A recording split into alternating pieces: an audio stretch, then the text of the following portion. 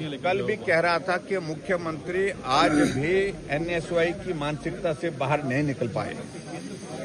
सरकार चला रहे हैं और उनके विधायक, जहां भारतीय जनता पार्टी का धरना पहले से चला हुआ था, हमारे विधायक दल का, पूर्व कर्मचारियों के हितों को लेकर के, और वहां जाकर के तख्तियां लेकर के नारे लगाने के लिए पहुंच गए। मैं इसकी कड़ी निंदा करता हूं, घोर निंदा करता हूं। मैं समझता हूं ये बहुत ही दुर्भाग्यपूर्ण स्थिति है।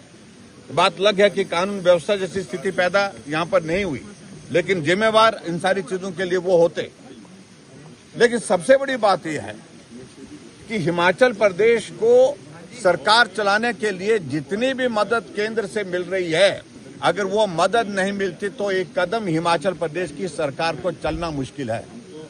और यहां पर जिस प्रकार से शोर डाल करके 1500 रुपए की बात कर रहे हैं, 1500 करोड़ रुपए की बात कह रहे हैं, जो हिस्से की बात कह रहे हैं कि जो प्रधानमंत्री जी ने कहा है वो निश्चित रूप से आएगा। लेकिन मैं बड़ा स्पष्ट कहना चाह रहा हूं कि इस प्रकार से जिस तरह से कटोरा ले करके जो मुख्यमंत्री पिछले 3 सालों से हिमाचल प्रदेश में लोगों के बीच में अपनी बात कह रहे हैं, मैं समझता हूं ये दुर्भाग्यपूर्ण स्थिति है। और प्रदेश की सरकार चलाने की जिम्मेदारी प्रदेश की सरकार की है। गारंटियां दी है तो प्रदेश की कांग्रेस पार्टी ने दी है, उनको पूरा करने की जिम्मेदारी अगर है तो कांग्रेस पार्टी की है। और इसलिए केंद्र सरकार जो सहयोग दे रही है, हम उस बात के लिए आदरणीय प्रधानमंत्री नरेंद्र मोदी जी का धन्यवाद करते हैं। 5,500 करोड़ रुपए से ज्यादा हिमाचल प्रदेश को डिजास्टर का मिल चुका है, लेकिन वो पैसा अभी तक उन प्रभावित परिवारों को नहीं मिला है। इसका जवाब पहले दें।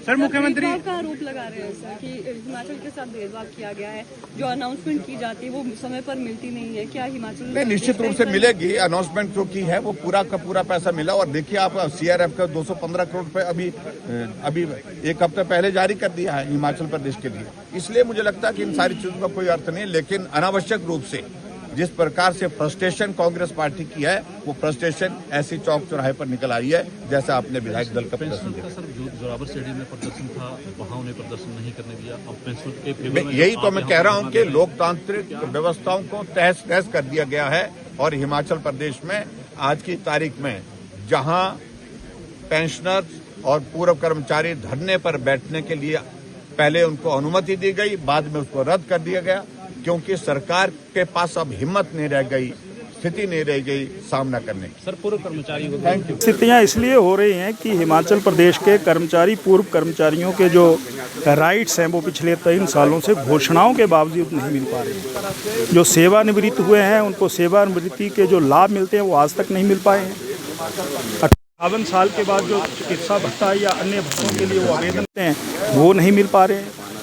ग्रेच्युटी जो मिलनी चाहिए वो नहीं मिल पा रही है। हम 3 सालों से विधानसभा के अंदर अपनी आवाज़ बुलंद करते रहे हैं, तो आज इस रूप में हम यहाँ पर इकट्ठे हुए हैं, तो तुम विधानसभा के अंदर नहीं मान रहे हो, अब सड़कों पर उतर करके तुम्हें झुकाएंगे।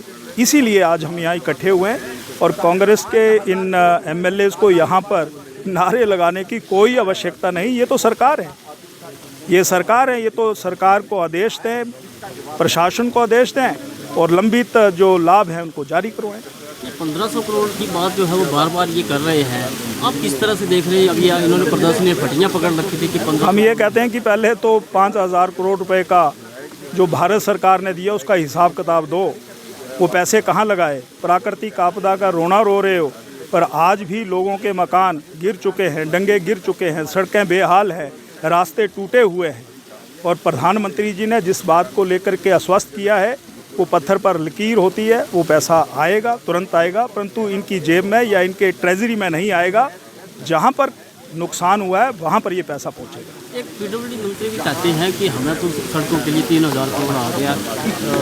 मुख्यमंत्री कुछ कहते हैं, इसको आप किस तरह से देखते हैं? ये सरकार भारत सरकार की ऑक्सीजन पर चली हुई है और ऑक्सीजन पर चली हुई है। केंद्र प्रायोजित योजनाओं का पैसा आ रहा है, तभी हिमाचल प्रदेश का विकास संभव हो पा रहा है, ये कहना चाहता हूँ। ठीक है। माननीय प्रधानमंत्री महोदय जी ने जब हमारे आपदा के बाद दौरा किया था हिमाचल का, और 23 की आपदा के बाद जो 9,500 करोड़ का जो आंकलन केंद्र की टीम ने ही किया था, परंतु दुर्भाग्यपूर्ण है कि उसमें 1500 करोड़ की घोषणा हुई और 1500 करोड़ में भी सिर्फ 400 करोड़ के आसपास ही राशि जो हिमाचल को प्राप्त हुई है। साथ ही साथ जो 25 की आपदा आई उसका आंकलन करने के लिए माननीय प्रधानमंत्री महोदय खुद हिमाचल आए और उन्होंने 1500 करोड़ के विशेष पैकेज की अनाउंसमेंट की। और दुर्भाग्यपूर्ण ये पैसा भी अभी तक हिमाचल को प्राप्त नहीं हुआ है। इस तरह का भेदभाव जो हिमाचल के साथ किया जा रहा है, यही हम आवाज़ उठा रहे हैं कि हिमाचल पे जो अपनी दया दृष्टि जो है केंद्र सरकार बना के रखे। और कई राज्यों में जो जहाँ उनकी अपनी सरकार है जो विशेष पैकेज की राहत उन्होंने दी है, वैसे ही उसी तर्ज पे हिमाचल को विशेष राहत जो है प्रदान की जाए।